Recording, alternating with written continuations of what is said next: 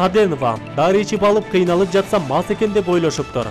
Эмгек жана социалдык өнүгүү министрлигинин мурдагы орун басары Зуракан Каденова чуулгандуу факт боюнча Азатка комментарий билдирди. Ал Түштүк Кореядан келатып мас абалында учакка олтургандыгын четке кагып, дары ичкенин улам көңүлү айнып кеткендигин билдирди.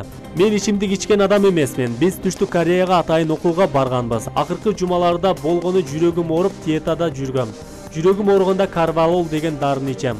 Ошол күнү 6 сааттан ашык учат экенбиз деп бортко отурганга чейин дарынын өлчөмүн көбүрөөк кылып ичип алгам. Андан кийин дагы 2 таблетка ичип, артынан 2 бөтөлкө кола ичкем. Кардым аш болгондугу үчүн газ менен дары аралашып козголуп кетти.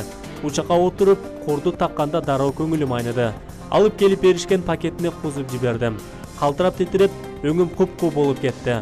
Ошондуктан мен адамдарга мас болгондой көрүнүшүм мүмкүн. Учактын командири келип, сага бул абалда учканга болбойт. Асманга көтөрүлгөндө дагы көңүлүң айныйт деди.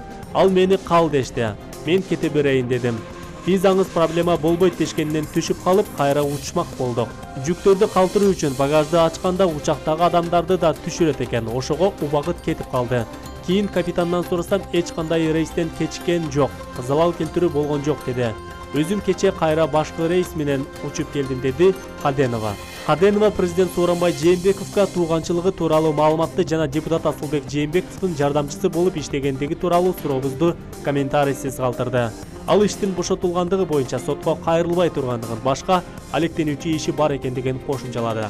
22 сентябрда Зуракан Каденова Түштүк Кореянын борбору Сеул шаарынын аэропортунан учакка мас абалында кирип, ызы-чуу чыгарганы кабарланган. Бул тууралуу алгач Жогорку Кеңештин депутаты Аида Исмаилова өзүнүн баракчасына жазып чыккан. Кийин Азатка бул маалыматты Кыргызстандын Түштүк Кореядагы элчиси Кылычбек Султанов ырастаган. Султанов экипаж жана анын айынан бардык жүргүнчүлөрдү түшүрүүгө аргасыз болуп, рейс бир далай убакытка кечиккендигин билдирген. Бул окуядан кийин премьер-министр Мухаммадкалый Абулгазиев Зуракан Каденованы Эмгек жана социалдык өнүгүү министрлигинин орун басары кызматынан бошоткон. Президенттик аппараттын маалымат саясат бөлүмүнүн башчысы Толгонай Стамалиева билдирүү таратып, сөз болуп жаткан кызматкер президент Сооронбай Жээнбековдун жиени деген маалыматты жокко чыгарды.